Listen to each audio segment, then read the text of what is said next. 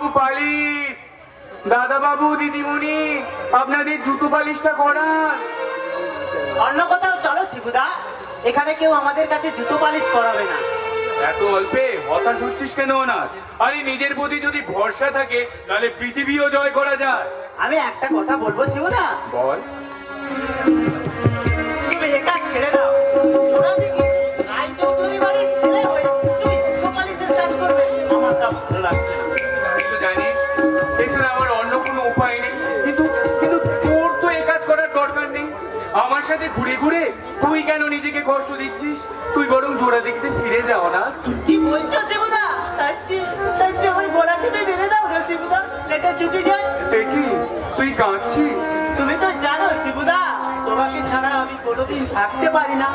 তাহলে জোড়া টিকিতে তুমি না থাকলে কোনো কিন্তু না। গা থেকে যেমন আমি তোমার সঙ্গে ফিরে এসেছি, তেমনি মরতে হলে তোমার সঙ্গেই মরবো। এই আমার শেষ কথা বলে দিলাম। সত্যি একটা পাগল, আমাকে ছাড়া কিছুই বোঝে না। আরে রাজেশ দা বিনয়দা এদিকেই আসছে, আমি পালাই।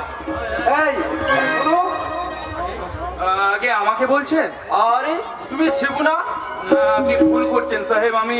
দাঁড়াও শিবু, ধরা যখন পড়ে গেছো তখন পালিয়ে গিয়ে কি লাভ? কিন্তু শিবু আমি ভাবতেই পারিনি তোমাকে আমি এই অবস্থায় দেখতে পাবো। খবর কি আছে জামাই বাবু? ওই মূর্খটার কি চাকরি করা মনে যাচ্ছে নাকি? হ্যাঁ, ভিক্ষাই তো একমাত্র পথ। আপনি ঠিকই বলেছেন রাজেশ দা, যে কোনো একটি সরকারি চাকরির জন্য সরকারি বেসরকারি অফিসের দরজায় দরজায়, কিন্তু লেখাপড়া জানি না বলে কেউ আমাকে একটি চাকরিও দেয় না। তবু এ কাজ কেন করছো শিবু? তুমি তো অন্য কোনো কাজও করতে পারতে। সে চেষ্টাও করেছিলাম বিনয়দা, কলকাতার আসার কদিন পরেই পাড়ার একজনের কাছ থেকে ট্যাক্সিটা নিয়েছিলাম, কিন্তু 3 দিন যেতে না যেতেই কোনো এক অজ্ঞাত কারণে মালিক আমার কাছ থেকে ট্যাক্সি। তারপর শহরের রাস্তায় রাস্তায় আমি কুলির কাজ করছিলাম, একদিন গার্গীর চোখে পড়ে যাওয়ায় সেই কাজটাও আমাকে বন্ধ করে দিতে হয়েছে। তারপর সংসার চালাবার প্রয়োজনে লাস্ট পর্যন্ত আমি এই জুতো পালিশের কাজটাই বেছে নিয়েছি। এই কাজ তোমাকে ছাড়তে হবে শিবু, আমার অনুরোধ। তাহলে খাবো কি বিনয়দা? শরৎ দাদুর জমানো টাকা যে কবেই শেষ হয়ে গেছে, তাছাড়া তিনি স্বাধীনতা সংগ্রামী হিসেবে কোনো পেনশনও পান না। এই কাজ ছাড়া আমার যে কোনো যোগ্যতা নেই বিনয়দা। তাহলে তাহলে কেন সেদিন আমার বোনটাকে বিয়ে করেছিল? কেন তার জীবনটাকে এমনি করে নষ্ট করেছিল? কেন কেন? তুমি কি পাগল হয়ে গেছো রাজেশ? হ্যাঁ, আমি পাগল হয়ে গেছি বিরাটা। এই শয়তানটা আমার সাদা সাদা বোনটার মাথাটাকে নষ্ট করে দিয়েছে। এবার হয়তো তাকে না খাইয়ে মারবে বিরাটা, না খাইয়ে মারবে। তাহলে চলো না রাজেশ, কালই আমরা গার্গীর কাছে যাই। কেন যাবো? কেন যাবো বিরাটা? আমি নারী সেদিন অভিমান করে বলেছিলাম, রাজেশ তুই আমার বোন না। কিন্তু সে যদি একবার আমার সামনে এসে দাঁড়াতো, আমি কি তাকে তাড়িয়ে দিতাম? বলো না বিরাটা, আমি কি তাকে তাড়িয়ে দিতাম? সে কি বুঝতে পারে না তার জন্য তার এই দাদা কতখানি কষ্ট পাচ্ছে? রাজেশ কতখানি। রাজেশ দা, না না, সে যেমন আমার কথা ভাবেনি তেমনি আমিও তার কথা ভাববো না। রাজেশ দা, আর তোমাকেও বলে যাচ্ছি শিবু, আমার বোনের যদি কোনো ক্ষতি হয় তাহলে তোমাকে আমি জেল খাটাবো। কথাটা মনে রেখো। শিবু, রাজেশের হয়ে আমি তোমার কাছে ক্ষমা চাইছি ভাই। এই কি করছেন বিনয়দা? কোথায় আপনি আর কোথায় আমি?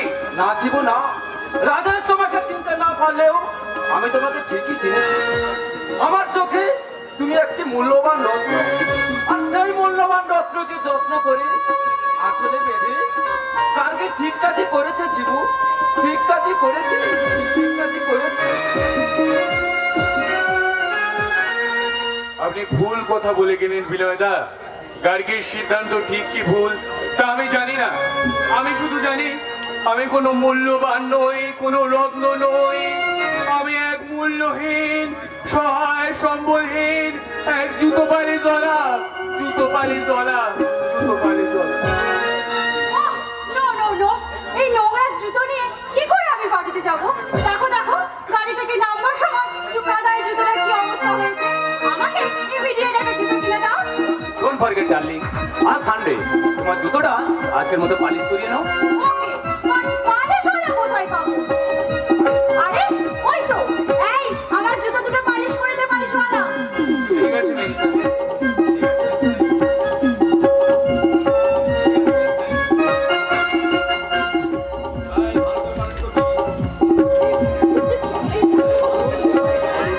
এই ভালো করে পালিশ করবি, একদম ফাঁকি দিবি না। আরে বাহ, ওর ফিগার তো আমার চেয়েও হ্যান্ডসাম। হোয়াট ননসেন্স, একটা নোংরা জুতো পালিশওয়ালার সঙ্গে তুমি নিজের তুলনা করছো? পালিশ হয়ে গেছে মেম সাহেব। It's all right. কত দিতে হবে? আগে 50টা টাকা। এই নে 50 টাকা বাদে বাকিটা তোর বক্সিস। ম্যাডাম, আমরা শ্রমিক কিন্তু ভিখারি নই। তুমি কে বাবা, এত বড় বড় কথা বলছো? নিশ্চয়ই এ যুগের ধর্মপুত্র যুধিষ্ঠির। দেখি তোমার চাঁদ মুখখানা একবার দেখি। একই জোড়া থেকে শিব ঠাকুর, তুমি শেষ পর্যন্ত জুতো পালিশ করছো? ও মাই গুডনেস। তা শিবনাথ বাবু, তুমি আজ নিশ্চয়ই বুঝতে পারছো সেদিন আমি কেন তোমাকে বিয়ে করতে চাইনি। আমি জানতাম তুমি একটা মাকাল ফল। পাড়া গায়ের হপরে এই শহরে এসে প্যান্ট গেঞ্জি পরে তুই চিচিঙ্গে হয়ে গেলি। তাই মাকাল ফলকে বাদ দিয়ে আপনি নিশ্চয়ই সুখী হয়েছেন। আব্বা, কাচের বদলে কাঞ্চন পেয়ে আমি যেমন খুশি তেমন সুখী। আমার টাকা পয়সা সোনা দানা কোনো কিছুরই অভাব নেই। কিন্তু আমার 50 টাকা মজুরিটা। তোমাকে তো বলেছে শিবু, 50 টাকা খুচরো নেই, তুমি 100 টাকায় নিয়ে যাও। ধন্যবাদ টাকা বাবু, চলি, নমস্কার। একই চলে যাচ্ছে যে টাকা নেবে না? আরে কি করে নেব মেম সাহেব, আপনার কাছে যে আমি ঋণী হয়ে আছি। তার মানে একদিন আপনাকে আমি জীবন দান করেছিলাম, দান করেছিলাম আপনার সুখ শান্তি আর আনন্দ। এ হয়নি তার বদলে দক্ষিণা। তাই তাই আমার এই ঘাম ঝরানো 50টা টাকা মজুরিটা সেই দানের দক্ষিণা হিসেবে নিয়ে গেলাম।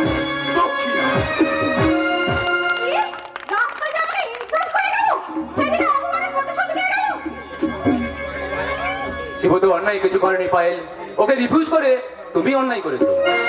তাহলে সুন্দর সুশিক্ষিত একটা জীবন সঙ্গী চাওয়া, শান্তির ছায়া সুখের সংসার চাওয়া, স্বপ্নের তুলি দিয়ে রামধনু রং নিয়ে স্বচ্ছ একটা জীবনের ছবি আঁকতে যাওয়া, এসব কি অন্যায়?